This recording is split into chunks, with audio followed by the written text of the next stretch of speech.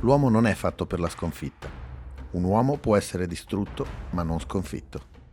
La partita di basket definita la più controversa nella storia di questo sport, che entra di diritto nel format a volte rimontano, per addirittura 2 rimonte nello stesso incontro, ma decisamente diverse tra loro.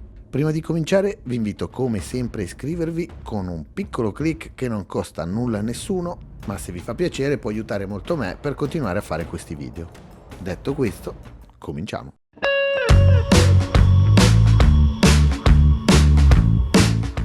Il contesto è a dir poco fondamentale. Sul lato sociale si iniziava a sentire un po' di distensione, ma 2 culture, modi di vivere e pensare, 2 sistemi politici ed economici opposti che si incontravano in Germania a quasi 30 anni dalla Seconda Guerra Mondiale, stesso luogo che si erano spartiti dopo la sconfitta del nazismo. In più, 5 giorni prima della finale ci fu uno degli avvenimenti più tragici della storia dello sport, quando un comando di feddain palestinesi, seguaci dell'organizzazione terroristica Settembre Nero, uccise 11 atleti israeliani e un poliziotto tedesco, facendo sparire quell'innocenza che aleggiava sui Giochi Olimpici. I giochi vennero sospesi per un giorno, ma poi the show must go on.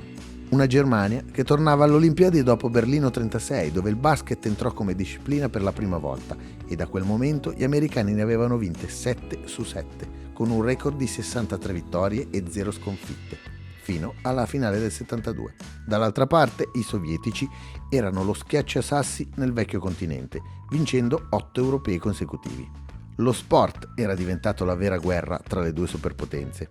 Il 3 settembre, 6 giorni prima, si era conclusa la finale del campionato del mondo di scacchi che durava da luglio, Spassky-Fischer, con l'americano che aveva spodestato il russo campione in carica e soprattutto aveva spodestato un movimento che aveva dominato fino a quel momento. Gli americani avevano la squadra più giovane di sempre nella storia delle Olimpiadi, visto che, per regolamento, i professionisti non potevano partecipare alle Olimpiadi, mentre i sovietici erano una squadra esperta che giocava insieme da anni, ma erano riusciti ad aggirare il regolamento facendoli considerare come soldati lavoratori e quindi dilettanti. L'attesa non era niente male, dunque.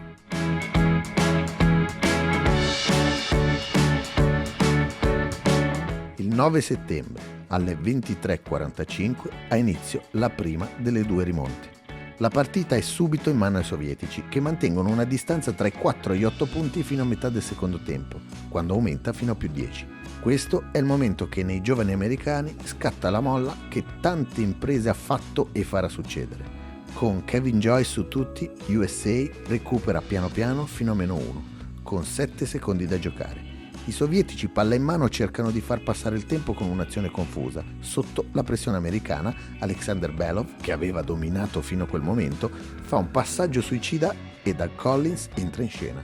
Sì, proprio quel Doug Collins che sarà l'allenatore che accompagnerà un certo Michael Jordan agli inizi e alla fine della sua carriera. Ruba palla su quel passaggio e scatta in contropiede. Zurab Sakandelidze, per evitare la disfatta, lo travolge letteralmente e concede i 2 tiri liberi. Dopo qualche minuto per riprendersi dalla botta, Collins va in lunetta. Segna il primo e la partita adesso è in parità. Ne manca uno solo e anche quello va a segno. La rimonta americana è avvenuta, mancano solo 3 secondi e l'imbattibilità olimpica verrà confermata, ma fermi tutti. Questo è il momento in cui si accavallano le 2 rimonte, il momento in cui inizia l'altra partita, quella da 3 secondi, che dura da più di 50 anni. Il momento in cui bisogna analizzare tutto quello che sta per succedere.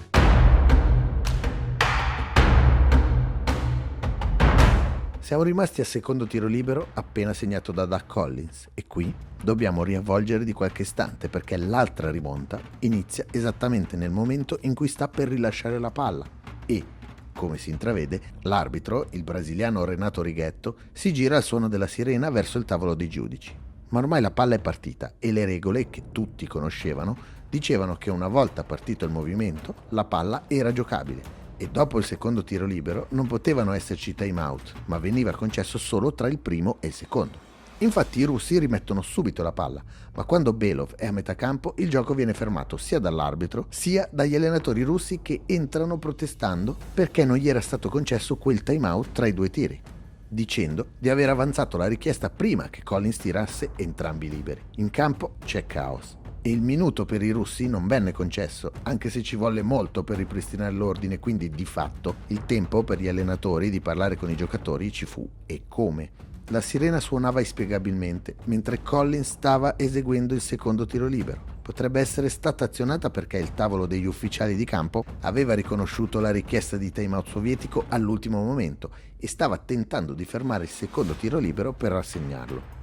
Renato William Jones, all'epoca segretario generale della FIBA, in seguito affermò che il problema era stato effettivamente un errore umano. Nel contempo, sempre Jones, senza alcun titolo per intervenire, decreta che i secondi da giocare dovevano essere 3, tanti quanti ne mancavano dopo i 2 canestri di Collins. Il parquet viene sgombrato.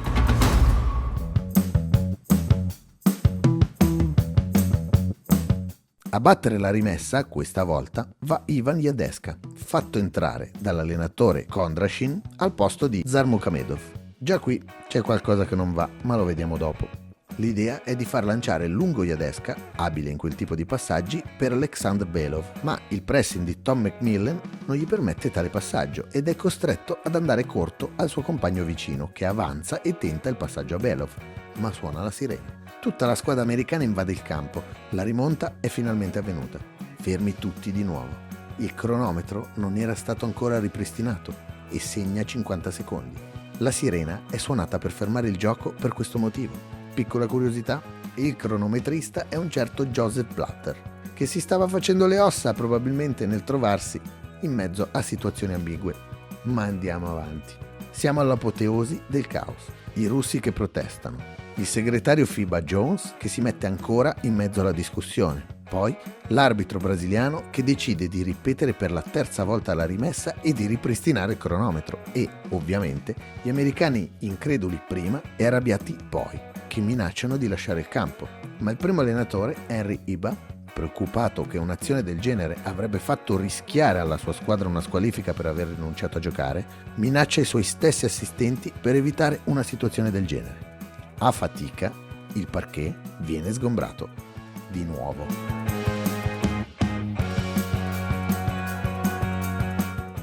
Non c'è 2 senza 3, è il caso di dire. McMillan torna a pressare Yadeska sulla linea di fondo, ma il secondo arbitro sembra fargli segno di arretrare. Lui si gira prima verso la panchina e poi corre nella sua metacampo.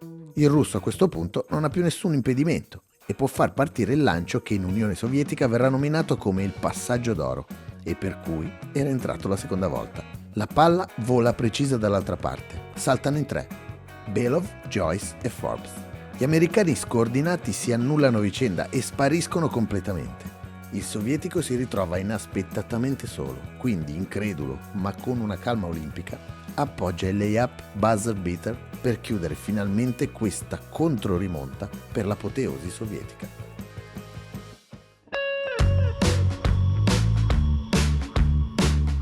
Perché è considerata e chiamata la partita più controversa della storia del basket, lo abbiamo appena visto. Ma il caos continua. Mentre i sovietici esultano, gli americani protestano, ma ormai le rimesse erano finite. Gli americani hanno espresso dubbi sul fatto che il timeout fu davvero chiamato. Hanno anche sostenuto che indipendentemente dal fatto che un timeout possa essere mancato, la palla è diventata viva quando Collins iniziò a effettuare il secondo tiro libero e, come tale, un fallo tecnico avrebbe dovuto essere valutato contro i sovietici, perché il loro allenatore lasciò l'area designata durante il gioco dal vivo. Inoltre, lo stesso Collins confermò che ufficialmente il timeout non venne assegnato, il che significa che il suo secondo tiro libero venne ufficialmente conteggiato e che nessuna delle due squadre avrebbe potuto sostituire i giocatori quando il gioco riprese, come invece è successo con Yadeska. L'arbitro Righetto si rifiutò di firmare il referto a fine gara e, tempo dopo, ammise che il match non si era concluso regolarmente e che doveva essere giocato un secondo, che era quello rimasto all'interruzione della prima rimessa, invece che 3. Ma sotto pressione del segretario FIBA Jones non riuscì a farsi valere. Una specie di ammissione del fatto di non essere all'altezza di quel ruolo in quel momento.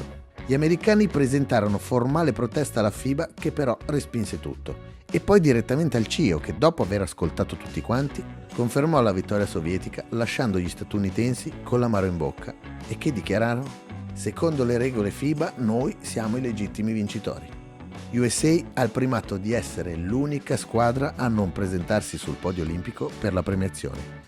Le medaglie d'argento sono ancora custodite in una banca svizzera in attesa di essere ritirate. Nel 2013 una reunion di tutta la squadra ha confermato la decisione unanime di non ritirarle mai. Uno dei giocatori ha anche messo nel testamento la postilla che dopo la sua morte neanche a sua figlia potrà essere consegnata. Questo fa capire quanto si sentano i legittimi vincitori, tanto quanto i russi, che ufficialmente lo sono e sono tutt'oggi orgogliosi di quella che continuano a considerare un'impresa storica per il loro paese e di avere rimontato con solo 3 secondi rimasti.